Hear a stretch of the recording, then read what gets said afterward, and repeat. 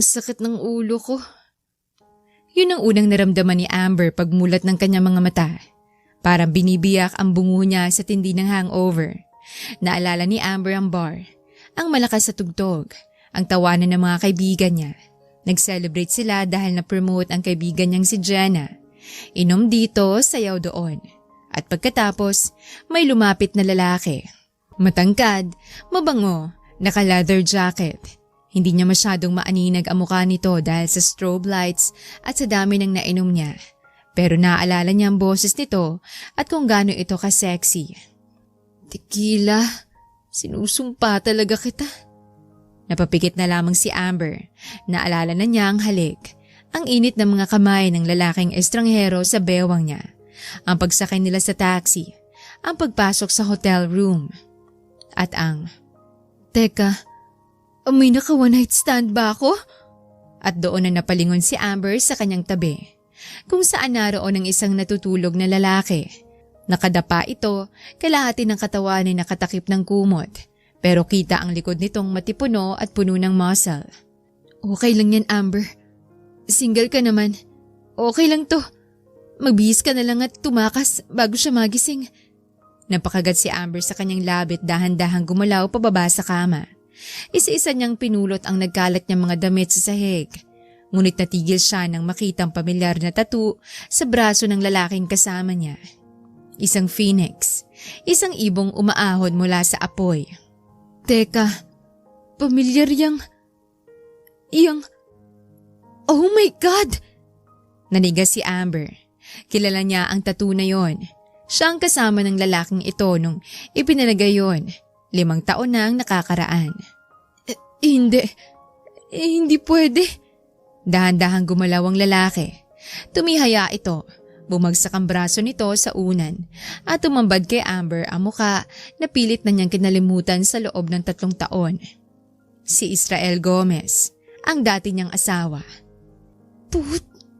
Muntik nang mapamura si Amber ngunit tinakpan niya ang bibig niya. Bakit? Paano? Paanong hindi niya nakilala ang sarili niyang ex-husband kagabi? Ganun ba siya kalasing? O sadyang katawan lang nito ang hinahanap niya? Shit! Ang laking gulong pinasok mo, Amber. Tinitigan niya si Israel. Gwapo pa rin ito. Mas gwapo pa nga ngayon kesa noong hiwalayan niya ito. Ngunit nang biglang gumalaw ang lalaki, tumakbo si Amber papunta sa banyo at nagbihes nang wala pang 1 minuto. Hindi na siya nag-abalang magsuklay o mag-makeup. Basta maisuot lang niya ang damit niya at makaalis na. Pagkatapos niyang magbihis, mabilis pa sa 4:00 tumakbo si Amber papunta sa pinto. Bago siya tuluyang lumabas, nilingon pa ng dalaga ng huling beses si Israel na tulog pa rin. Bye Israel, sana hindi na tayo magkita kahit kailan. At tuluyan nang umalis si Amber dahil may pasok pa siya sa trabaho. Late ka na naman, Suarez! Bungad ng kapitan nila pagpasok ni Amber sa Fire Station 19. Si Amber ay isang bumbero at ito na ang naging trabaho niya sa loob ng 5 taon. Sorry, Cap. Traffic?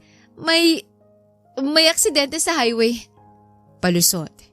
Ang totoo, natagalan siya sa pagligo para tanggalin ang amoy ni Israel sa balat niya dahil diring-diri siya sa kanyang sarili. Traffic? Tanong ng kapitan, sabay tingin sa mukha ni Amber habang nakataas ang noo. Bilisan mo dyan, Suarez. Formation in 5 minutes. Narating na ang bagong fire chief. Magre-retiro na si Chief Baromeo, 'di ba? Ngayon ang turnover. Opo, Cap. Nagmadali si Amber na magsuot ng uniforme. Bagay na bagay sa kanya ang asul na polo shirt na may tatak ng Bureau of Fire Protection, ang dark blue pants at ang boots. Tinali niya ang buhok niya sa isang mahigpit na bun. Pagtingin niya sa salamin ng locker, nakita niyang isang maliit na hiki sa leeg niya. Napaawang ang bibig ni Amber na alalang tingin ng kanyang kapitan kanina. Napasapo na lamang siya sa kanyang mukha dahil sa hiya. Puwisit ka talaga, Israel. Binigyan mo pa ako ng kahiyan dito sa trabaho. Pagkatapos ayusin ang sarili, lumabas si Amber at pumila kasamang iba pang bumbero sa harap ng fire trucks. Mainit ang sikat ng araw at umaalingasaw ang amoy diesel at goma. Ito ang mundo ni Amber. Dito siya magaling. Dito, sa kanyang trabaho bilang bombero. Pakiramdam niya, mas kilala niya ang sarili niya. Balita ko, galing sa Maynila yung bagong chief. Bulong ni Jenna, ang kaibigan niyang kasama niya kagabi sa bar. Strict daw at napaka-terror. Wala akong pakialam kung terror siya. Basta wag niya akong paikialaman sa trabaho ko. Siya nga pala girl, saan ka napunta kagabi? Bigla ka na lang nawala ah. May nauwi ka ano?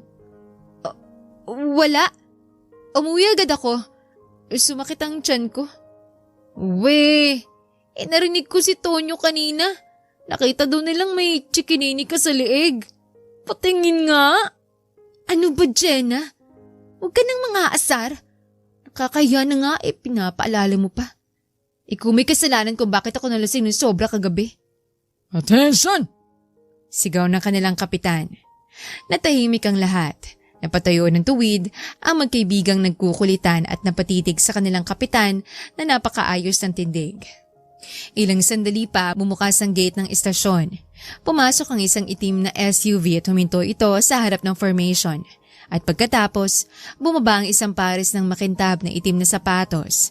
Sinundan na ito ng pressed uniform at ang muka na nagpatigil ng paghinga ni Amber. Si Israel. Suot nitong uniforme ng fire chief na may mga insignia sa balikat na sumisigaw ng otoridad. Naka-shades ito, pero nang tanggalin niya ito, tumambad ang matatalim niyang mata na iniikot ang paningin sa buong squad. Squad, salute! Sumaludo ang lahat, kasama si Amber, kahit na nanginginig ang kamay niya. Hala Amber, ang ex-husband mo? Bulong ni Jenna. Napalunok na lamang si Amber. Sa dinami-dami ng estasyon sa Pilipinas, bakit sa estasyon niya pa lumipat si Israel?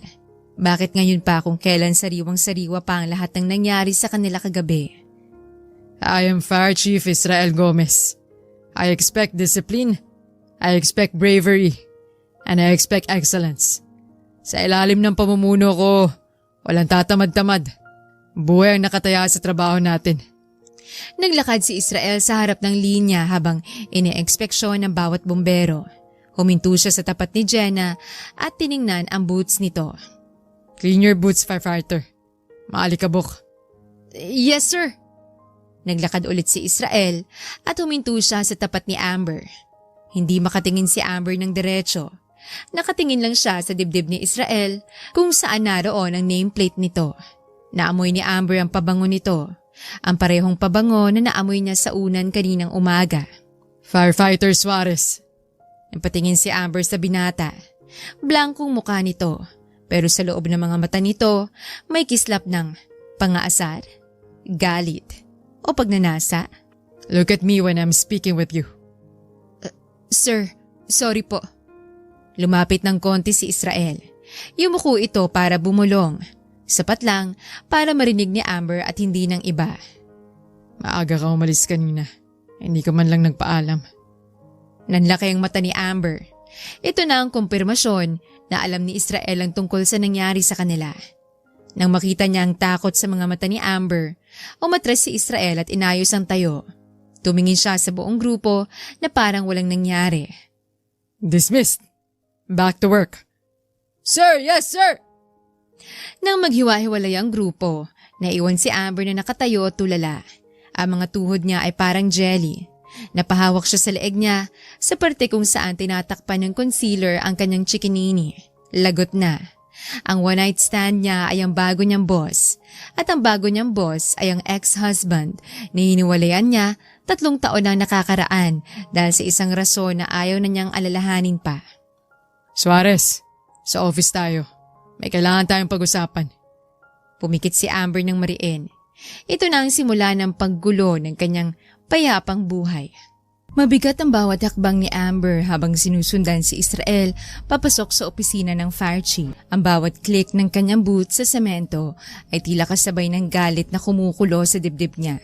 Pagpasok ni Israel sa opisina, dumiretso ito sa kanyang mesa at inilapag ang kanyang official cap. Sir, pwede po ba akong magtanong? Nagtatanong ka na, Firefighter Suarez. Huwag mo na akong pilosopohin, Israel. Alam mo 'di ba? Alam mong ako yung babaeng kasama mo kagabi? Dahan-dahang nag-angat ng tingin si Israel. Ang kanyang mga mata ay madilim at walang mababasang emosyon na lalong ikinainis ni Amber. Ano sa tingin mo? Sinadya mo.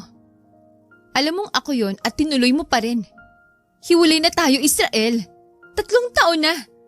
Pero nakuha mo pa rin samantalahin ang pagkakataon. Sinamantala? Sigurado ka? Tumayo si Israel mula sa kanyang upuan. Dahan-dahan itong naglakad palapit kay Amber. Sa bawat hakbang nito, kusa namang umaatras si Amber hanggang sa sumandal siya sa pinto. Mukhang hindi pa bumabalik ang lahat ng alaala mo, Amber. Anong ibig mong sabihin? Lasing ka kagabi, oo. Pero lasing din ako. At hindi akong lumapit sa'yo. Ikaw ang lumapit sa akin. Sinungaling? Hindi totoo yan.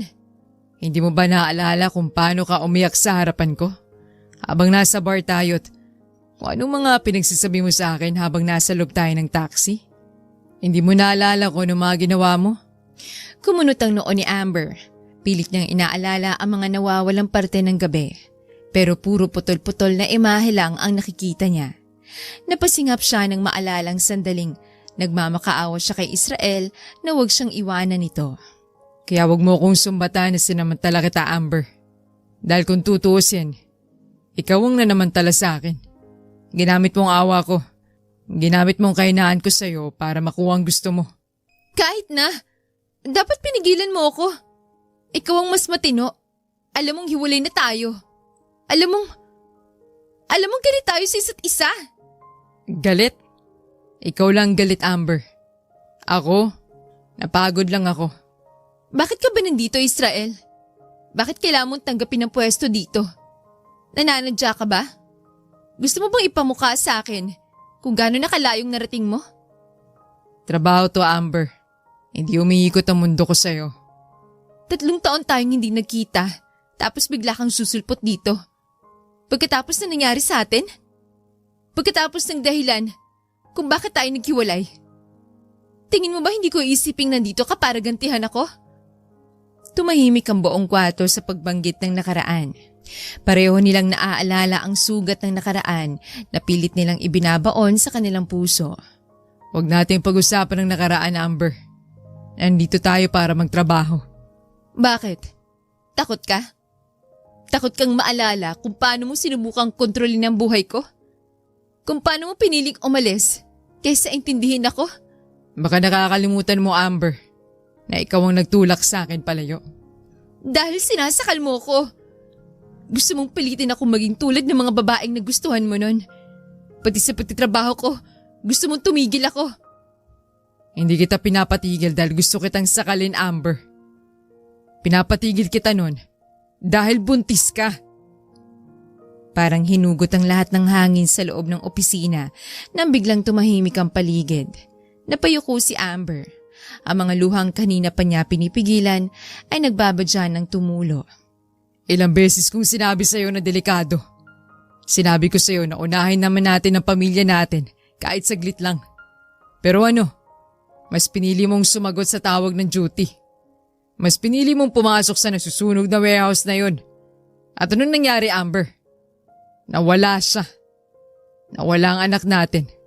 Dahil mas mahalaga sa'yo ang pagiging bayani kaysa sa pagiging ina. Binuntis mo ko kahit sinabi kong ayaw ko pa. Alam kong hindi yun sapat na dahilan para maging pabaya ako. Pero bakit ba kailangan mo pang ipamukha na ang sama-sama kong ina? Natahimik si Israel. Napaiwas ito ng tingin at humarap na lamang sa bintana habang pinipigilan ang kanyang pagluha. Akala mo ba ginusto ko ring mangyari yun? Kumpara sa'yo, ako nagsisimula pa lang na buuin ang career ko. Marami pa akong pangarap. I was only 2 months pregnant kaya kampante ako. Alam ko ba na maaksidente ako sa loob ng building niyon? Alam ko ba na mawawala pala si baby nung araw niyon? Hindi! Tuluyan ng bumuhos ang mga luha ni Amber, ngunit nanatili siyang nakatayo ng matatag. Kahit na masakit para sa akin ang iwan ng passion ko, sinabi ko sa sarili ko, nauli na yon. Na hindi na muna ako magtatrabaho pagkatapos ng mission na yon para sa anak natin. But shit happened. At nawala ko siya. Dinudurog pa rin ako ng pangyayaring yon hanggang ngayon, Israel. Kaya hindi mo na kailangang ipamukha sa akin ang nangyari. Hindi mo na kailangang ipaalala sa akin na kasalanan kong lahat. But you're no better than me, Israel. Hindi ka mas mabuting tao kaysa sa akin dahil iniwan mo rin ako kung kailan mas kailangan kita. Wala nang masabi si Amber. Nakita ni Israel ang pagguho ng tapang ni Amber. Nakita niya ang panginginig ng balikat nito sa pag-iyak. Napapikit si Israel at huminga ng malalim. Tila pinagsisisihan ang mga sinabi niya. Nandun siya para maging profesional, pero nadala na naman siya ng emosyon. Tama na. Hindi ako pumunta dito para ungkatin ang nakaraan o sirahin ang buhay mo, Amber. Nandito ako dahil tungkulin ko to. I intend to keep this professional. Kalimutan mo na ang nangyari kagabi. Isipin mo na lang na panaginip yon.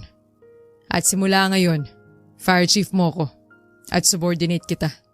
Walang personalan. Sana palagi mong alalahanin yon. Hinintay ni Israel na sumagot si Amber. Hinintay niyang lumaban ulit ito. Pero nanatiling tahimik ang dalaga. Rinig lang ang mabibigat nitong paghinga at pag-iyak. You're dismissed, Suarez. Narinig ni Israel ang mabagal na paghakbang ni Amber paalis. Ang pagbukas ng pinto at ang dahan-dahang pagsara nito. Nang makaalis si Amber, naiwan si Israel sa gitna ng opisina. Bumagsak ang balikat niya at napahampas siya sa kanyang mesa. Damn it! Akala niya kaya na niya. Akala niya wala na siyang pakialam. Pero isang gabi lang, isang pagtatalo lang at heto na naman siya. Ang sakit na naramdaman niya 3 taon na ang nakakaraan ay kasing sariwa pa rin ang sugat na yon. At ang mas malala, sa kabila ng galit, sa kabila ng sumbat, alam niyang gusto pa rin niyang yakapin si Amber kanina noong umiiyak ito. Bakit ikaw pa rin? Bulong ni Israel sa kawalan. Napatingin siya sa pinto kung saan lumabas ang dating asawa niya. Alam niyang magiging mahaba at mahirap ang mga susunod na araw. Dahil sa istasyon nila, hindi lang apoy ng isang sunog ang kailangan nilang patayin, kundi pati na rin ang apoy ng nakaraan na pilit bumabalik para tupukin silang dalawa. Jog in place! Taas ang tuhod! Bilisan niyo! Ang sigaw ng kanilang kapitan ay umaalingaw-ngaw sa malawak na oval malapit sa istasyon. 5:00 pa lang ng umaga pero basang-basa na ng pawis ang uniforme ng Squad 19. Takbo, hinga, takbo. Ito lang ang nasa isip ni Amber. Binilisan niya ang kanyang pace. Nilampasan niya ang ibang kasamahan kahit ramdam niya ang paghapdi ng kanyang bagas sa bawat paghigop ng hangin at ang pamamanhid ng kanyang mga binte. Pero hindi sapat ang sakit ng katawan para takpan ng sakit ng mga salitang binitawan ni Israel kahapon. Nawala ang anak natin dahil mas mahalaga siya ang pagiging bayani kaysa sa pagiging ina. Paulit-ulit ang mga salitang yon sa isip ni Amber. Gusto niyang tumakbo ng tumakbo hanggang sa matakasan niya ang boses ni Israel, hanggang sa mawala ang bigat sa dibdib niya. Amber, oy! Isa na sunog. Bakit parang sasaba ka na sa gera? Napalingon si Amber nang marinig ang pamilyar na boses na yon na pag-aari ng katrabaho niyang si Gio. Bukod kay Jenna, si Gio ang naging kaibigan niya mula nang lumipat siya sa istasyong ito 3 taon nang nakakaraan nung panahong wasak na wasak siya matapos ang hiwalayan nila ni Israel. Alam ni Amber na may gusto sa kanya si Gio. Lantad naman ito, pero nirerespeto nito ang desisyon niyang wag munang pumasok sa relasyon. Para kay Amber, si Gio ay isang mabuting kaibigan at mabuting lalaki. Wala to, Gio. Gusto ko lang pagpawisan. Pagpawisan? Parang papatayin mo ng sarili mo sa bilis eh. Kanina ka pa tulala. Okay ka lang ba? Oo naman. Bakit naman hindi? Bumuntong hininga si Gio habang tumatakbo sa tabi niya. Alam nilang pareho na kasinungalingan yon. Dahil ba sa bagong chief natin? Kay Sir Gomez? Narinig kong usap-usapan, Amber. Ex-husband mo pala siya. Kaya pala ganun ka nalang ka-tense kahapon ng turnover. Nanahimik si Amber. Wala na siyang maitatago. Maliit lang ang mundo sa kanilang pinagtatrabahuan at mabilis kumalat ang lahat ng impormasyon. Nahirapan ka? Hindi sumagot si Amber. Sa halip, mas binilisan pa niya ang takbo. Umaasang may iwan niya si Gio at ang usapan. Pero mabilis si Gio at mas athletic kumpara sa kanya. Hindi ito humiwalay sa kanya. Amber, huminto ka muna saglit. Hinihingal ka na. Napilitang huminto si Amber. Nakahawak siya sa tuhod niya. Habol ang hininga habang ang pawis niya ay tumutulo mula sa noo niya. Ang bigat, Gio. Ang bigat-bigat na makasama siya sa isang lugar. Oh, heto. Uminom ka muna ng tubig. Tinanggap ito ni Amber at uminom. Napahinga naman ng maluwag si Gio. Alam mo, Amber, hindi ko alam ang buong kwento nyo. Pero kilala kita, kahit papaano. 3 taon kitang nakasama sa bawat sunog at bawat rescue operation. Nakita ko kung paano mo iligtas kahit yung mga pusa sa puno o yung mga matanda sa nasusunog na bahay. Ikaw ang pinakamatapang at pinakamabuting tao na kilala ko. Kaya kung ano man ang sinabi niya sa'yo, kung ano man ang isinisi niya sa'yo, huwag ka maniwala. Natigilan si Amber.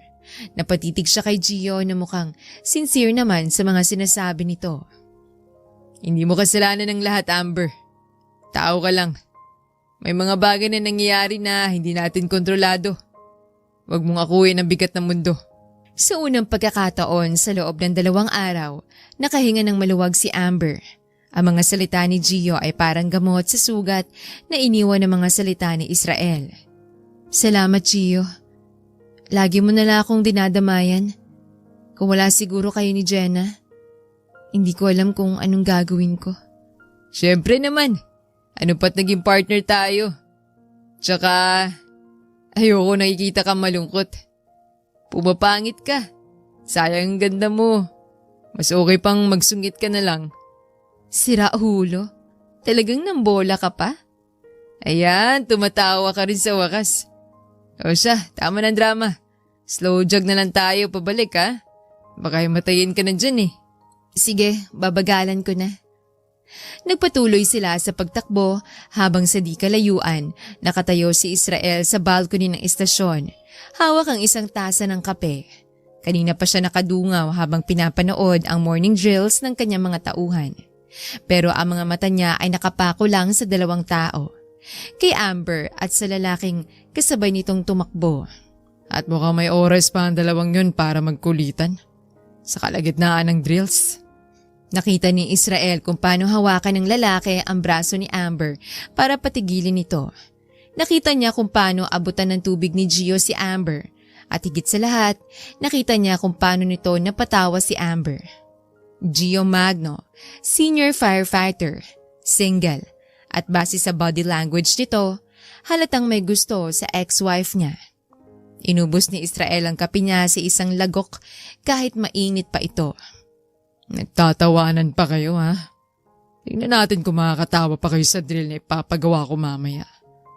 Bumalik si Israel sa kanyang mesa, pero ang isip niya ay naiwan sa labas, sa imahe ni Amber na masaya sa piling ng iba. Ang sikat ng araw ay tila latigo na humahampas sa balat ng bawat miyembro ng Squad 19. Nakasuot sila ng kumpletong makapal na jacket, pants, boots at helmet. Sa bigat pa lang ng uniforme, para na silang nagbubuhat ng sako ng bigas. Idagdag pa ang init ng panahon at ang drill na ipinagawa ng kanilang bagong fire chief na mukhang pinagdidiskitahan lamang sila. Faster! Ang babagal nyo! Sigaw ni Israel gamit ang megaphone. Nakatayo ito sa itaas ng fire truck habang pinapanood ang bawat galaw ng kanyang mga tauhan. Kung ganyan kayo kabagal sa totoong sunog, abo na ang biktima bago pa kayo makarating. Halos gumapang na si Amber. Ang sobrang pagtakbo niya kaninang umaga na sinabayan pa ng walang laman na tiyan at emotional stress ay naniningil na ngayon. Sir, sandali lang. Ang paningin ni Amber ay nagdidilim. Hinihila niya ang mabigat na fire hose papunta sa marker. Pero pakiramdam niya ay umiikot ang mundo. Kitang-kita na rin ang pamumutla ng labi niya. Mula sa itaas ng truck, napansin ito ni Israel. At nang makitang nawawalan na ng balanse si Amber, nabitawan niyang hawak na megaphone at agad na bumaba sa fire truck. Amber! Mabilis na bumaba si Israel, pero bago pa siya makahakbang ng malayo, may nauna na sa kanya. Amber! Amber! Binasag ni Gio ang formation. Iniwan nito ang dummy na binubuhatan at mabilis na tumakbo palapit kay Amber. Sinalo niya ito bago pa man tuluyang humalik ang mukha ni Amber sa semento. Amber! Uy! Ayos ka lang ba? Lumapit din si Jenna mula sa kabilang linya. Puno rin ito ng pag-aalala para sa kanyang kaibigan. Ala, namumutla siya. Hindi na kaya ni Amber na magpatuloy sa drills. Nakita ni Israel kung paano hawakan ni Gio si Amber. Kung paano nito pinunasan ng pawis sa noon ng dalaga at kung paano tumingin si Amber kay Gio na parang ito ang knight in shining armor niya. Bumalik ang pader sa puso ni Israel. Ang pag-aalalay na palitan ng pait. Ang hakbang na dapat sana'y palapit ay naging hakbang paatras. Ano nangyayari dyan? Sino nagsabing huminto kayo sa drill nyo? Magdot Sandoval? Napatingin sina Gio at Jenna kay Israel. Inalalayan nilang tumayo si Amber pero halatang hirap ng dalaga. Sir, mawalang galang na po. Hindi na po kaya ni Amber.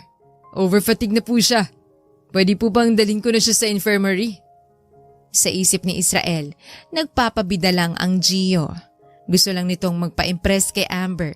Gusto nitong ipakita na kaya nitong iligtas ang dalaga mula sa masama nilang hepe. May medic tayo. Hindi mo kailangan personal na dalhin si Suarez sa medical facility. But since you're asking for it, sige, pwede niyo siyang samahan. Pero si Miss Sandoval lang. At ikaw, Magno, may iwan ka. Ikaw magko-cover sa kota ni Jenna. Nanlaki ang mata ni Amber nang marinig yun. Teka, Gio, hindi mo na kailangan gawin yun. Kaya ko naman. Double ups, double tire flips, double hose drags. Utos ni Israel habang tila hinahamon ng lalaki. Ngayon, kung hindi mo kaya, bumalik ka sa pwesto mo. Inisip ni Israel na aatras si Gio. Isip niyang mapapahiya ito sa harap ni Amber at aamining hindi nito kaya. Pero tumindig si Gio. Tinatanggap ko po, sir. Natigilan si Israel. Nakita niya ang determinasyon sa mata ng lalaki.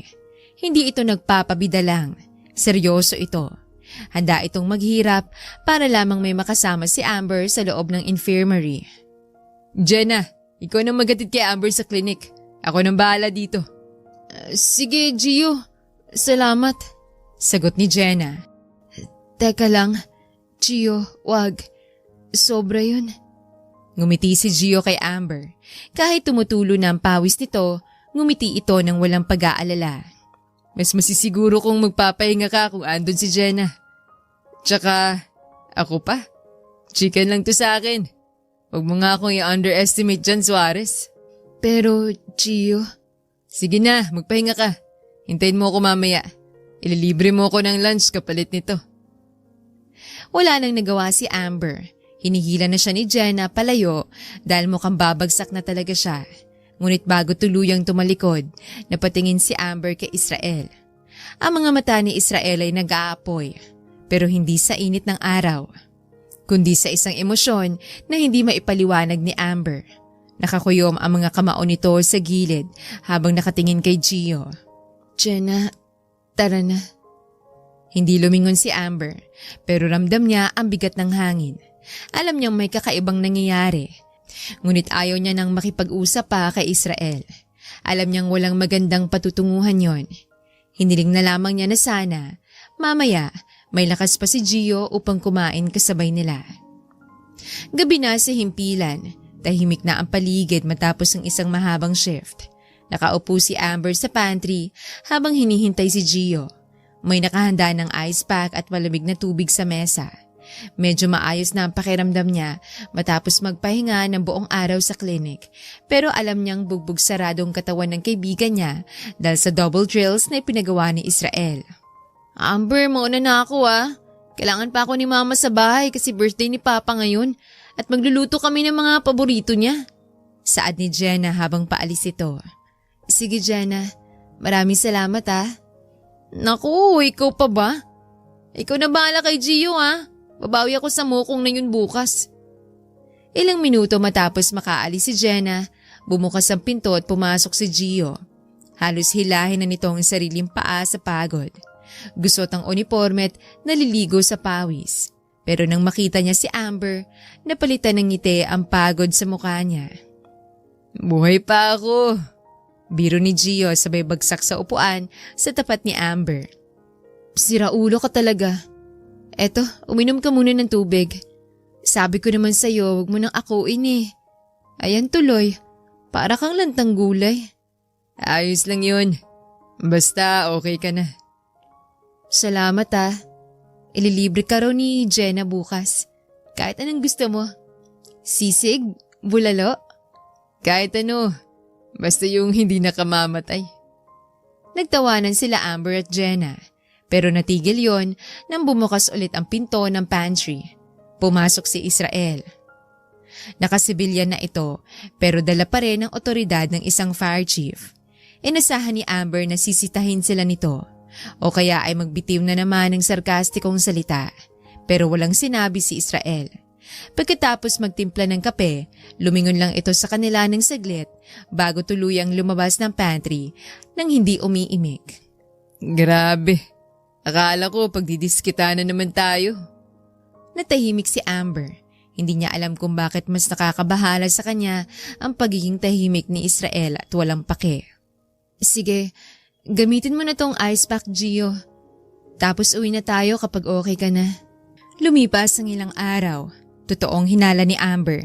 Hindi na sila pinahirapan ni Israel. Sa katunayan, hindi na sila nito pinapansin maliban kung tungkol sa trabaho. Mas payapa ang buhay, pero may kakaibang kirot sa dibdib ni Amber sa tuwing dadaanan lang siya ni Israel na parang hangin. Amber, saan ka pupunta? Inutusan ako ni Commander na dalhin tong mga papeles kay Chief Gomez. Ha? Yung ex mo palang hanap mo. Nakita ko kaninang umalis. Jenna, huwag mo nga tawagin si Chief ng ganyan. Tayo lang naman ang nakakarinig eh. Halika na. Iwan na lang natin yan sa mesa niya. Naglakad ang magkaibigan patungo sa opisina ni Israel. At tulad ng inaasahan, wala ang binata sa loob. Inilapag ni Amber ang mga papeles, ngunit hindi maiwasang mapalingon sa paligid ng opisina. Walang gaanong dekorasyon, ang minimalist ng lahat. Jenna, anong ginagawa mo dyan? Halika na, umalis na tayo. Tarantang nilapitan ni Amber si Jenna na kuryosong tinititigan ang kung anong nasa mesa ni Israel. Balak niya sanang hilain paalis ang kaibigan dahil hindi na dapat sila nangingialam sa loob. Ngunit napahinto rin si Amber nang makitang litrato ng isang ultrasound. Amber, okay ka lang ba? Agad na naluha si Amber. Nakikilala niya ang ultrasound na yon dahil yun ang unang ultrasound ng kanilang anak noong nalaman ni Amber na siya ay nagbubuntis. Itinatago pa rin pala niya yan. Hindi nakasagot si Jenna. Marahang hinaplos lamang niya ang likod ni Amber. Wala kang kasalanan sa lahat ng nangyari, Amber. Aksidente yun. Kinuha ni Amber ang litrato at marahang hinaplos yon habang tahimik na umiiyak. Ngunit sa pag-angat niya ng litrato, nakita nila ang isa pang litrato. Ang litrato nila Amber at Israel nung nasa Japan sila, kung saan nag-celebrate sila ng kanilang 2nd year anniversary. Amber, tara na. Baka biglang bumalik si Chief at maabutan pa tayo dito. Bulong ni Jenna. Tumango si Amber at ibinalik na ang litrato ng ultrasound sa mesa ni Israel. Saka sila nagmamadaling umalis. Isang hapon, tumunog ang alarma ng istasyon. Isang malaking sunog ang naganap sa isang bundok at itinalaga itong code red. Kaya ay kinakailangang i-dispatcha ang halos lahat ng kanilang mga tauhan. Mabilis ang kilos ng lahat. Pagdating nila sa lugar, naglalagablab na ang gubat. Ang usok ay makapal at nakasusulasok. Suarez, Magno! Doon kayo sa West Flank!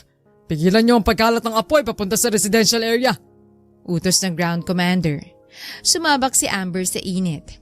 Hawak ang hose, binomba niya ng tubig ang mga puno. Ang init ay tumatagos sa kanyang gear. Pero sanay na siya dito. Sa gitna ng usok, nakita niya ang isang batang unggoy na umuungol sa takot habang nakakapit sa puno. Walang alinlangan na tumakbo si Amber upang tulungan ito. Hinawi niya ang mga sanga, kinuha niya ang unggoy at nilagay sa safe zone. Pero sa pagmamadali niya, isang nagbabagang piraso ng kahoy ang bumagsak at dumikit sa braso niya. Aray! Amber, okay ka lang? Nag-aalalang tanong ni Gio na hindi halos makatingin sa kanya dahil abala ito sa pagbuhat ng host. Oh, okay lang. Tinago ni Amber ang sakit at bumalik sa pwesto. Nakita niya sa di kalayuan si Israel na personal ding humahawak ng hose at nagmamando. Seryoso ito, puno ng dumi sa muka pero matatag pa ring iginigiya ang mga kasamahan nila. Inabot sila ng gabi bago makontrol ang sunog. Dahil delikado pang bumaba, nagtayo sila ng camp sa ligtas na parte ng bundok para magbantay sa mga embers. Nang masigurado ni Amber na tulog na ang karamihan, dahan-dahan siyang lumabas ng tent dala ang isang first aid kit. Hindi ko akalain na nawala sa isip ko tong napasok kong kamay. Ay, kailangan ko na tong linisan bago pa ma-impeksyon. Naghanap si Amber ng tahimik na lugar, malayo sa mga kasamahan niya. Umupo siya sa isang troso na nakaharap sa bangin kung saan kita ang mga ilaw ng syudad sa ibaba. Itinaas niya ang manggas ng kanyang long sleeve na shirt. Namumula at may paltos ang paso sa braso niya. Doon pa lamang naramdaman ni Amber ang hapde. Aray! Kailan ka napaso? Napatalon si Amber sa gulat. Muntik na niyang mabitawan ng gamot nang makitang iilang metro lang ang layo ni Israel sa kanya. Ang lalaki ay nakasandal sa puno at may hawak na sigarilyo. Mabilis na tinapon ni Israel ang sigarilyo at tinapakan ito. Lumapit siya kay Amber nang walang sabi-sabi. Kaninang umaga. At hindi ka pumunta sa medic? Madaming kailangang gawin. Kailangang maapula agad ang apoy bago pa mas lumaki. Tsaka, malayo to sa bituka. Teka, Israel! Hindi pinatapos ni Israel si Amber. Kinuha nito ang bulak at gamot mula sa kamay ng dalaga. Lumuhod ito sa harap ni Amber para magpantay sila at tahimik na nilinis ni Israel ang sugat. Maingat, dahan-dahan. Tinitigan ni Amber ang mukha ng dating asawa. Ang seryosong kilay, ang matangos na ilong. Itong lalaking inakala niyang makakasama niya na sa panghabang buhay. Ngunit sadyang mapaglaro ang tadhana. Nakala ko tumigil ka na. Sa paninigarilyo. Dati sabi mo ayaw mo na. Ngayon lang ulit. Marami lang iniisip. Nanahimik si Amber. Alam niyang siya ang isa sa mga iniisip nito. Hinayaan niya si Israel hanggang sa binalot na nito ng gauze ang braso niya nang magsalita ito ulit. Kayo ba ni Gio? Napatingin si Amber kay Israel. Diretsong tanong nito pero walang halong galit o pangaasar. Napapansin ko. Alagang-alaga ka niya. At mukhang masaya ka kapag kasama siya. Alam kong may gusto siya sa akin. Hindi naman niya tinatago. Mabait si Gio, sobra. Siya yung tipong hindi bastang-bastang mananakit ng ibang tao. Pero wala eh. Hanggang kaibigan lang talaga. Pakiramdam ko, hindi bagay ang isang tulad niya sa isang tulad ko. Tulad mo? Anong ibig mong sabihin? Sa tulad ko na magulo. Sa tulad ko na hindi pa malinaw kung saan patutungo ang buhay ko. Wala akong ibang gusto kundi ang gawin ng pangarap ko. Ayoko nang makasakit pa ng ibang tao dahil doon. Ang isang tulad ni Gio, hindi niya deserve ang isang babaeng may ganitong klaseng nakaraan. Masyado siyang mabuti para madamay sa kadiliman ko. Natahimik si Israel. Binitawan niya ang kamay ni Amber. Tumayo ito at humarap sa bangin habang nakatalikod kay Amber. Ang hangin ng gabi ay malamig, pero ang bigat ng kanilang mga dibdib ay tila nakakasakal. I'm sorry. Napatingin si Amber kay Israel na nakatalikod pa rin. Patawad sa mga sinabi ko nun. 3 years ago. At nung nag-away tayo sa opisina ko. Nang sinabi kong kasalanan mo ang pagkawala ng anak natin. Humarap si Israel kay Amber. Ang mga mata nito ay puno ng pagsisisi. Galit lang ako noon, Amber. Galit ako sa mundo. Galit ako sa nangyari. At gusto ko manakit. Pero mali ako. Hindi mo kasalanan yun. Aksidenteng nangyari. At alam kong Alam kong durog na durog ka rin nung nawala siya. Hindi ka masamang tao. At lalong hindi ka masamang ina. I'm sorry for leaving when you needed me the most. Hindi nakakibo si Amber.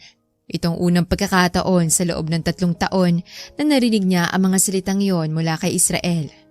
Ang bigat na dinadala niya ay parang unti-unting nababawasan. Tahimik na tumulo ang luha ni Amber. Hindi siya humagulgol. Hinayaan lang niyang dumaloy ang sakit. Lumapit si Israel pero huminto rin ito. Alam niyang wala na siyang karapatang yakapin si Amber. Kung makakahanap ka ng taong kayang ibalik ang mga ngiti mo, gaya ni Gio, sundin mong puso mo, Amber. Deserve mong maging masaya. Deserve mong mapatawad ang sarili mo. Israel, Tapos na magamot ang sugat mo. Bumalik ka na sa tent mo. Kailangan mong magpahinga. tumalikod na si Israel at tumingin ulit sa kawalan. Tila naghahanap ng sagot sa usok ng sarili niyang damdamin. Tumayo si Amber at habang hawak ang benda sa braso niya, naglakad siya pabalik sa camp. Bago siya pumasok sa tent, lumingon siya sa huling pagkakataon. Nakita niyang anino ni Israel sa ilalim ng buwan. Mag-isa, malungkot. Ang lalaking mahal niya pa rin, napilit siyang tinutulak palayo para sa ikabubuti niya. Pumasok si Amber sa tent at doon, sa dilim, binuhos niya ang lahat ng luhang kanina pa niya pinipigilan. Dito tayo bubuo ng pamilya, Amber. Napakaliwanag ng paligid. Ang sikat ng araw ay tumatago sa malalaking bintana ng isang bagong bahay na amoy pintura at pag-asa. Walang laman ng kwarto kundi mga kahon ng gamit, pero sa paningin ni Amber, punong-puno ito ng pangarap. Binuhat siya ni Israel na parang bridal carry. Tawa sila ng tawa at ang mga halakak nila ay umaalingaw-ngaw sa walang laman na pasilyo ng kanilang bagong bahay matapos silang ikasal. Pangako. Bulong ni Israel habang dahan-dahang ibinababa si Amber sa gitna ng sala. Hinawakan nito ang kanyang mukha gamit ang 2 palad. Tila ba si Amber ang pinakamahalagang bagay sa mundo? Hindi kita iiwan. Poprotektahan ko kayo na magiging anak natin. Kahit anong mangyari, tayo laban sa mundo. Hinaplos ni Israel ang pisngi ni Amber at dahan-dahang naglapat ang kanilang mga labi. Isang halik na malambot, mainit at puno ng pangako ng habang buhay. Ramdam ni Amber ang pagmamahal na umaapaw sa bawat dampi ng labi ng kanyang asawa. Mahal na mahal kita, Mrs. Gomez. Mrs. ko. Bulong ni Israel sa pagitan ng kanilang mga halik. Mahal din kita, Israel. Sagot ni Amber habang pumapatak ang luha ng kaligayahan sa kanyang mga mata. Suarez! Gising! Napabalikwas si Amber. Lumingalinga siya. Wala siya sa piling ng dating asawa niya. Nasa quarter siya ng Fire Station 19. Ang matamis na halik ni Israel sa panaginip ay napalitan ng malamig na hangin ng electric fan na umiikot sa kisame. Bakit napanaginipan na naman niya ang alaalang yon? Panaginip lang. Isang alaala ng kahapon na hindi na maibabalik. Ilang araw nang nakalipas mula nung sunog sa gubat kung saan ginamot ni Israel ang sugat niya. Mula noon, hindi na niya masyadong nakitang fire chief. Balita niya ay nasa main office ito, abala sa aftermath report at investigasyon ng sunog. Ano bang nangyayari sa akin? Bakit mas madalas ko siyang mapanaginipan itong mga nakaraang araw? Tahimik ang estasyon pero maingay ang puso ni Amber. Namimiss niya ito. Kahit na masakit ang nakaraan, kahit na pilit nilang iniiwasan ang isa't isa, hinahanap-hanap pa rin ng sistema niya ang presensya ni Israel. Ngunit ilang sandali pa, biglang tumunog ang alarma ng istasyon. Hindi ito ang drill alarm. Ito ang tunog ng totoong peligro. Remaining Squad 19, dispatch! May residential fire sa San Diego. Code Red! Ulitin ko! Code Red! Kailangan ng mga naunang squad ng backup. Mabilis na kumilos ang lahat. Nawala ang antok at lungkot ni Amber. Ang muscle memory ng isang bomberong gumana. Tumakbo siya papunta sa gear room. Isunuot niya ang mabigat na bunker pants, ang jacket at ang boots sa loob ng wala pang 1 minuto. Let's go! Let's go! Sigaw ng kapitan nila. Sumakay sila sa fire truck. Ang ingay ng sirena ay bumabasag sa katahimikan ng hapon. Pagdating nila sa San Diego, sinalubong sila ng malaimpyernong sitwasyon. Isang lumang apartment complex ang nilalamon ng apoy. Ang istruktura ay gawa sa kahoy at semento, kaya mabilis kumalat ang apoy. Ang usok ay itim at makapal. Bumabalot sa buong kalye at tumatakip sa araw. Ang init ay tumatagos sa balat kahit nasa malayo pa sila. Ang itsura ng sunog, ang amoy ng nasusunog na kahoy, plastik at kemikal. Ang sigaw ng mga taong nagtatakbuhan. Nanigas si Amber sa kanyang kinatatayuan. Biglang bumalik sa kanyang alaala ng 3 taon na ang nakakaraan. Ang araw na nawala ang anak niya. Ganitong itsura ng sitwasyon na yon. Pakiramdam ni Amber, bumalik siya sa nakaraan at muli siyang binalot ng takot. Tulong! Tulong! Napatingin siya sa entrada ng gusali. Nakita niya si Gio, buhat-buhat si Jenna na walang malay. Ang mukha ni Jenna ay puno ng uling at ang gear nito ay umuusok pa. Kasama sila sa mga naunang dispatcha. Gio, ano nangyari? Sigaw ni Amber habang tinutulungan silang makalayo sa init at ihiga si Jenna sa triage area. Na-drop siya sa usok sa 2nd floor. Masyadong mabilis kumalat ang apoy, Amber. Hindi kinaya ng hangin niya. Huwag ka na pumasok. Delikado na. Pero bago pa makasagot si Amber, may humila sa laylayan ng jacket niya. Ma'am, tulong po. Ang asawa ko, nasa loob pa. Isang matandang babae ang umiiyak. Nakaluhod sa semento at kumakapit sa binti ni Amber. Nasa loob pa po ang asawa ko. Hindi siya makalakad. Nasa 2nd floor siya. Naiwan siya sa kwarto. Parang awa niyo na po. Iligtas niyo siya. Tumingin si Amber sa gusali. Ang apoy ay kumakain na sa 2nd floor.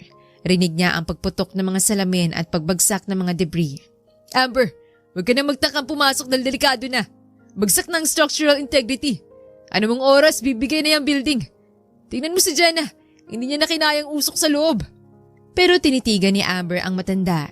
Nakita niya ang sarili niya rito. Ang sakit ng mawala ng mahal sa buhay. Ang sakit na naramdaman niya nung nawalan siya ng anak. At alam niya kung may magagawa siya para hindi maramdaman ng matandang ito ang sakit na yon, gagawin niya. Gio, papasok ako. Hindi niya pinakinggan ang mga sigaw ni Gio na hindi rin siya nagawang habulin dahil sa walang malay na si Jenna. Isinuot ni Amber ang kanyang mask, hinigpitan ng helmet at tumakbo papasok sa nasusunog na gusali. Ang loob ay parang oven. Ang usok ay zero visibility. Halos walang makita si Amber kundi ang orange glow ng apoy. Gumapang si Amber gamit ang thermal imaging camera para hanapin ang matanda. Lolo! Lolo! Nasaan po kayo? Mataas ang ilang minutong paghahanap. Sa dulo ng pasilyo, nakita ni Amber ang matanda na nakadapa sa sahig at hindi na makatayo. Andito ako! Tulong! Mabilis na nilapitan ni Amber ang matanda.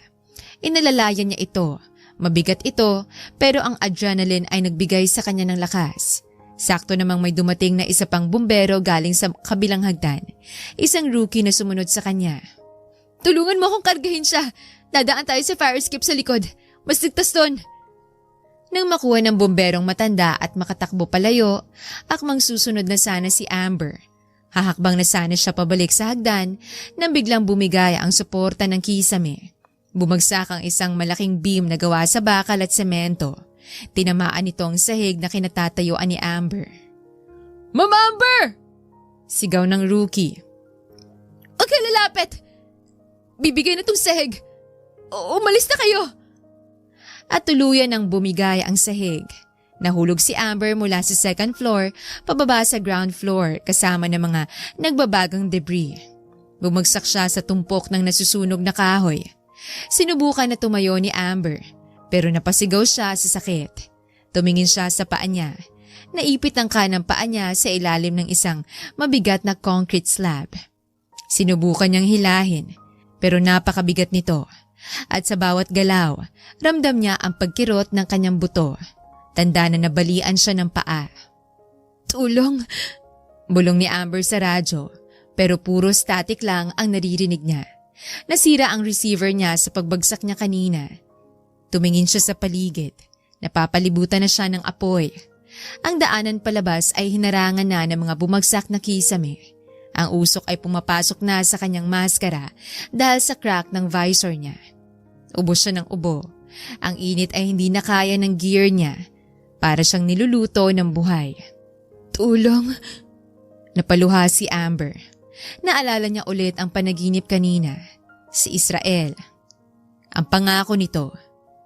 Ang masayang pamilya na dapat sana'y meron sila. Bumalik ang trauma ng warehouse. Ang pakiramdam noong nawala sa kanyang anak na dinadala niya. Takot na takot si Amber dahil katulad ng pangyayaring ito ang nangyari sa kanya noon. Ganito rin noon. Hikbi ni Amber habang tumutulo ang luha na humahalo sa pawis at uling sa mukha niya. Wala akong nagawa. Hindi ko nailigtas ang baby namin. Ngayon, ako naman ang kukunin. Siguro ito na talaga ang kabayaran sa mga kasalanan ko. Pumikit si Amber. Tinanggap na niya na ito na ang katapusan para sa kanya. Sa labas ng gusali, dumating ang itim na SUV ni Israel. Kararating lang niya galing sa opisina nang mabalitaan ng sunog.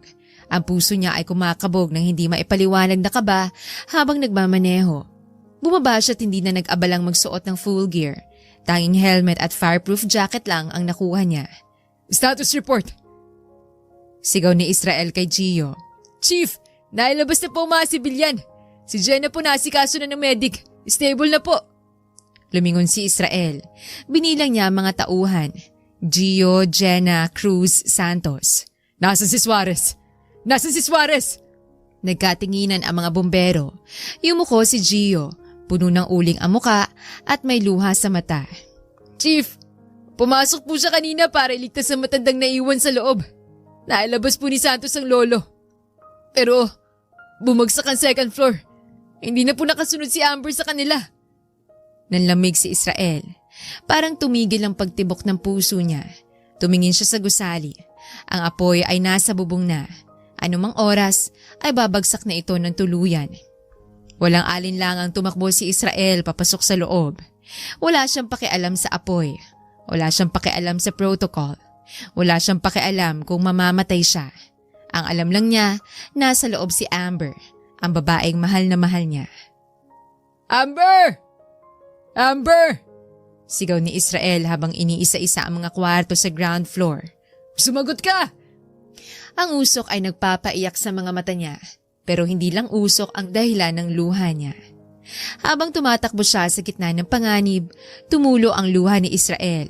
Ang fire chief na kilala bilang matapang at istrikto ay umiiyak na parang batang ngayon. Dito niya inamin sa sarili niya ang totoo. Mahal na mahal ko siya. Diyos ko po. Parang awan niyo na. Huwag naman. Huwag mo bawiin sa akin si Amber. Kinuha niyo na anak namin. Huwag naman pati ang asawa ko.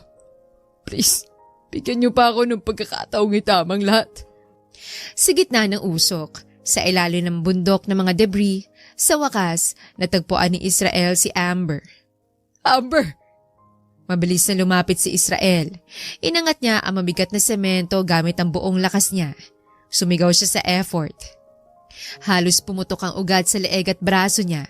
Ang init ng semento ay pumapaso sa kamay niya, pero binaliwala niya ito. Nang matanggal ang semento, nakita niya si Amber. Walang malay, duguan ang muka at ang paa ay nakaipit.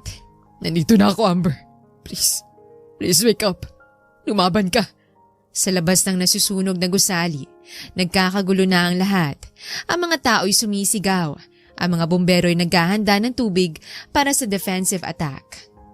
Si Jen ay nakaupo sa gilid ng ambulansya, may oxygen mask pero umiiyak habang nakatingin sa gusali. Si Gio ay nakatayo sa tabi niya at nakakuyom ang kamao habang nakatingin sa nasusunog na pinto at hindi mapakali. Gio, si Amber, wala pa siya. Baka... Hinawakan ni Gio ang balikat ni Jenna. Pilit itong pinapakalma, kahit siya mismo ay nanginginig sa takot at kawalan ng pag-asa. Shh!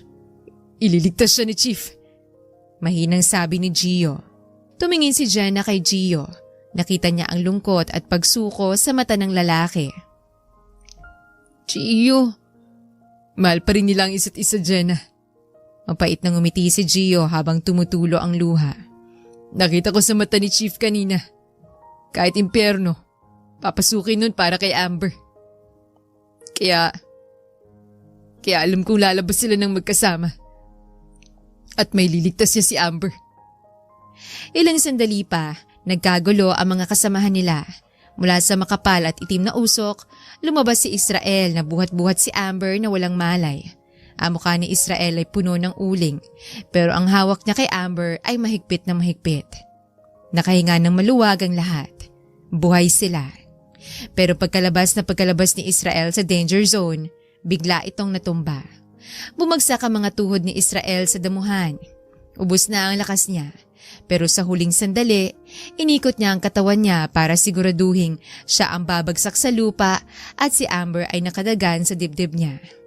Chief! Amber! Tumakbo sina Gio at Jenna palapit, kasama mga medics. Amber! Gising! Ihanda niyo ang ambulansya! Pero nang lumingon si Jenna kay Israel para tulungan ito, nanlaki ang mga mata niya, napahawak siya sa bibig at napaatras sa gulat. Diyos ko! Chief! Natusok po kayo!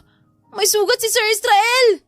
Sa tagiliran ni Israel, may nakatarak na isang mahaba at matulis na piraso ng kahoy. Tumagos ito sa jacket nito at bumaon ng malalim sa tagiliran.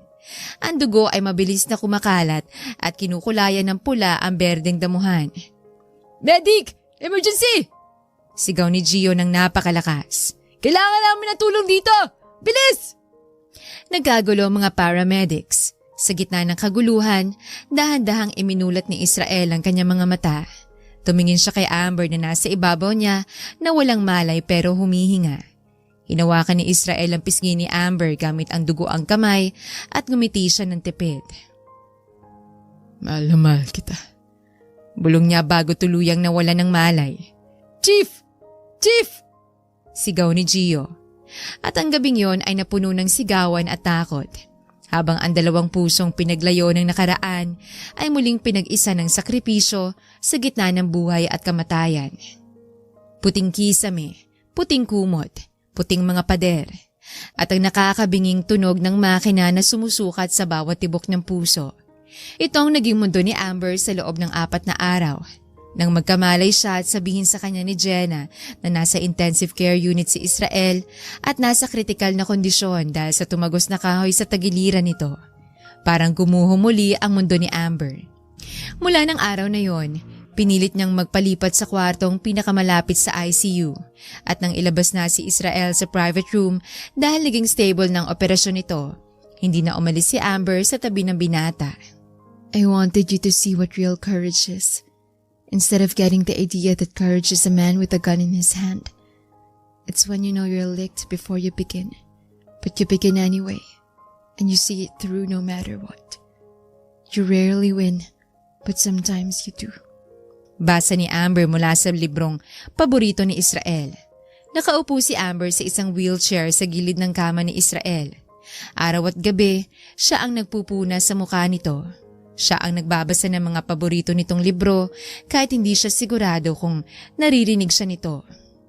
Siya ang humahawak sa malamig na kamay ng dating asawa, naghihintay, nagmamakaawa sa langit na ibalik na ito sa kanya. Marami pa tayong kailangang pag-usapan, Israel. Kaya gumising ka na. Tumulo ang luha mula sa mga mata ni Amber at pumatak sa likod ng palad ni Israel. Pinuntahan siya ni Gio at Jenna kahapon para piliting magpahinga, pero umiling lang siya. Hindi ko siya iiwan, Gio. 3 taon kaming nagtaguan at nagkasakitan. Ngayon pa ba ako aalis kung kailan napatunayan na namin sa sarili namin na mahal pa rin namin ang isa't isa. Ngayon, sa 5th araw, bagsak na ang katawan ni Amber. Sa sobrang pagod at puyat, hindi na niya napigilang ipatong ang kanyang ulo sa gilid ng kama ni Israel. Habang mahigpit pa ring hawak ang kamay nito, nakatulog siya ng mahimbing, dala ang pag-asang pagising niya, magbabago na ang lahat. Dahan-dahang naglalakbay ang isip ni Israel pabalik sa realidad. Mula sa malalim at madilim na kawalan, unti-unti siyang nagkamalay. Sinubukan niyang igalaw ang kanyang mga daliri. Sinubukan niyang huminga ng malalim, pero agad siyang napangiwi nang maramdaman niya ang matinding kirot sa kanyang kanang tagiliran, ang lugar kung saan bumao ng kahoy. Mukhang buhay pa ako. Bulong ni Israel sa sarili. Dahan-dahan, parang hinihila ang mga talukap. Iminulat ni Israel ang kanyang mga mata. Akmang igagalaw ni Israel ang kanyang kanang kamay nang maramdaman niyang may nakadagan dito. Nahinto ang paghinga ni Israel. Nawala ang sakit ng kanyang tahi. Nawala ang panghihina ng kanyang katawan dahil sa gilid ng kanyang kama, nakayuko at natutulog ng mahimbing si Amber. Mabuti naman at ligtas ka. Pinagmasdan ni Israel ang mukha ni Amber. Kahit na mukha itong pagod na pagod, para kay Israel, siya pa rin ang pinakamagandang babae sa buong mundo. Bumalik sa alaala niya ang mga huling sandali sa loob ng nasusunog na gusali. Ang pagbagsak ng semento, ang usok, ang pagyakap niya kay Amber habang naghihingalo siya. Naisip ni Israel kung gaano siya kaswerte. Ang mukha ni Amber ang huling nakita niya bago siya nawala ng malay. Inakala niyang yun na ang katapusan. At ngayon, pagmulat ng kanyang mga mata, ang mukha pa rin ni Amber ang una niyang nakita. Mukhang mahimbing ang tulog mo, Suarez. Nanlalaki ang mga matang lumingon si Amber kay Israel matapos marinig ang boses nito. Nagkamalay na ito at higit sa lahat, nakangiti ito ng bahagya. Israel? Ako nga. Mukhang hindi ko pa oras. Bumangon ang buong diwa ni Amber. Nanginginig ang mga kamay niyang kumuha ng baso ng tubig sa bedside table. Nilagyan ito ng straw at dahan-dahang inilapit sa mga labi ni Israel. Pagkatapos uminom ni Israel, ibinaba ni Amber ang baso. Tinitigan niya muli ang binata na tila sinisiguradong totoong nakikita niya. At nang mapagtanto niyang gising na talagang lalaking mahal niya, hindi na napigilan ni Amber ang sarili. Napahagulgol si Amber at itinakip ang dalawa niyang kamay sa kanyang mukha habang nanginginig ang buong katawan. Ang luhang naipon sa loob ng 5 araw ng takot at pangamba ay tuluyang nabuhos. Amber, huwag ka nang umiyak. Buhay ako. Buhay tayo. Akala ko mawawala ka na rin sa akin. Akala ko pati ikaw mawawala rin sa akin. Mahigpit na niyakap ni Israel si Amber. Humiwalay ng konti si Amber at tiningnan ang mukha ni Israel. Ang mga mata ng dalagay mugtong-mugto, ngunit puno ng kawalang katumbas na pagmamahal. Israel, patawarin mo ko sa lahat. Sa pagiging makasarili ko, sa pag-iwas ko sa iyo. Nang nasa loob ako ng apoy at akala ko mamamatay na ako. Isa lang ang pinagsisisihan ko. Yung katotohanan hindi ko nasabi sa iyo kung gaano kita kamahal. Na kahit kailan, hindi nawala ang pagmamahal ko sa iyo. Wala kang dapat ihingi ng tawad, Amber. Ako ang dapat humingi ng tawad. Iniwan kita nung mga panahong pareho tayong nawalan ng anak. Imbis na damayan kita, sinisi kita. Kinain ako ng galit ko at ng pride ko. Naging duwag ako, Amber. At araw-araw kong pinagsisisihan yun. Hindi. Pareho tayong nagkamali. Pareho tayong nasaktan at nakapanakit. Pero nung nalaman kong hindi ka pa nakakalabas sa nasusunog na gusali, wala nang halagang nakaraan. Wala akong pakialam sa pride ko. Wala akong pakialam sa galit ko. Ang gusto ko lang, ikaw. Ikaw lang, Amber. Sobrang natakot ako dahil doon ko lang tuluyang napagtanto na hindi ko kayang mabuhay sa mundong wala ka. Napapikit si Amber. Dinaramdam ang bawat salitang binibitawan ni Israel. Mahal na mahal pa rin kita, Amber. Hindi ko na kayang itago. Hindi ko na gustong itago. Mahal na mahal din kita, Israel. Ikaw ang una at huling lalaking mamahalin ko. Hinawakan ni Israel ang batok ni Amber at dahan-dahang inilapit ang mukha nito sa kanya. Walang pag-aalinlangan, sinalubong ni Amber ang mga labi ni Israel.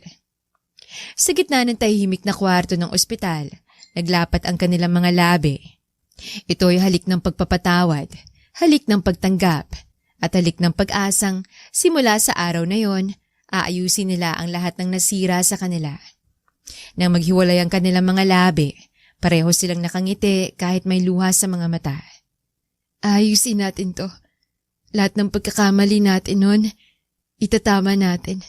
Mag-uusap tayo. Hindi na tayo tatakbo sa problema. Papayag ka ba? Pangako, Amber. Mula ngayon, ibabalik natin ang pamilyang pinapangarap natin. Sumandal muli si Amber sa gilid ni Israel at maingat na inilagay ang kanyang ulo sa dibdib nito, kung saan naririnig niya ang malakas at kalmadong tibok ng puso nito. Sa labas ng ospital, patuloy ang pag-ikot ng mundo.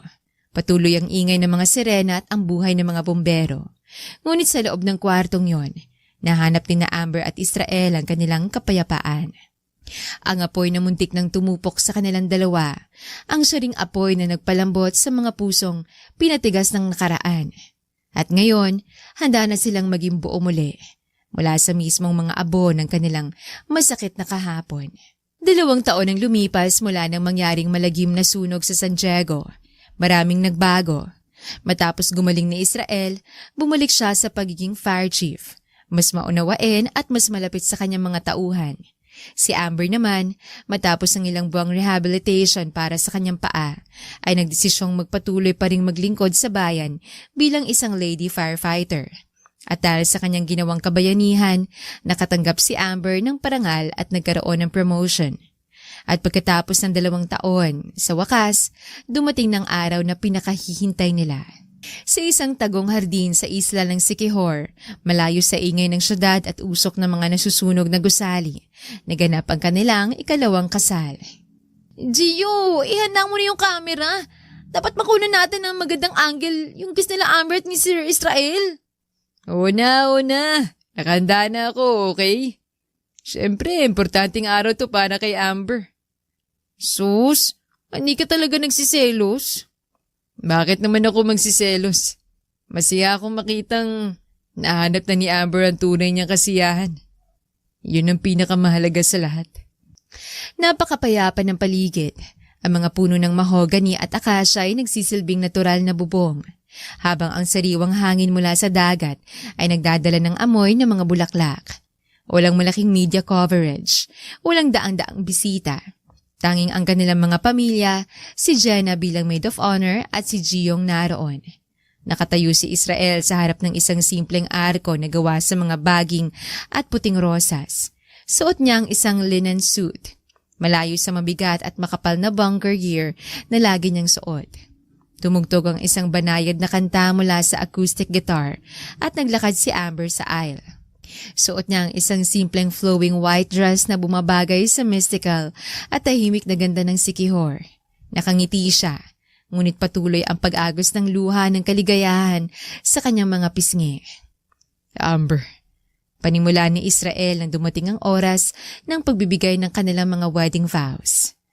akaala ko bilang isang bumbero, sanay na ako sa init at apoy.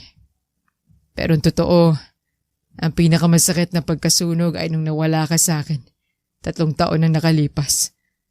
Nilamon ako ng galit, ng pride at ng pangungulila. Pero pinatunayan ng tadhana na kahit anong pilit nating patayin ng apoy sa pagitan natin, kusa itong babalik. Namutik na kitang mawala sa San Diego. Naramdaman ko kung ano ba talaga ang ibig sabihin ng mamatay ng buhay. Kaya ngayon, sa harap ng Diyos at ng mga taong mahalaga sa atin, pinapangako ko na hindi na ako tatakbo. Hindi na ako bibitaw. Susuungin ko ang kahit anong bagyo o sunog. Masigurado ko lang na maibibigay ko sa iyo ang buhay. Pagmamahal at saya na nararapat bilang asawa mo. I promise to be your safe haven, your partner and your home. Mahal na mahal kita, Amber. Ngayon at sa lahat ng bukas sa darating. Napaiyak ng tuluyan si Amber. Pinunasan ni Israel ang luha sa pisngi nito.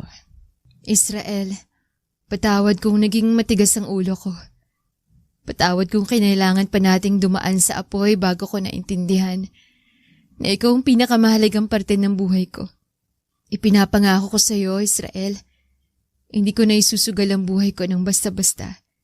Dahil alam kong may naghihintay sa akin sa pag-uwi. I promise to build our dreams with you again. I promise to love you fiercely, passionately, and endlessly. Alang-alang sa atin at sa yumaong anghel na sana. Masaya tayong pinapanood ngayon. Ikaw ang aking kapayapaan, Israel. By the power vested in me, I now pronounce you husband and wife again. You may kiss the bride. Hindi na nag-aksaya ng oras si Israel. Hinila niya si Amber palapit sa kanya at siniil ng isang malalim at matamis na halik. Nagpalakpakan ng lahat. Narinig pa nila ang malakas na sipol at iyawan ni Gio at Jenna. Pagkatapos ng halik, idinikit ni Israel ang noo niya sa noo ni Amber.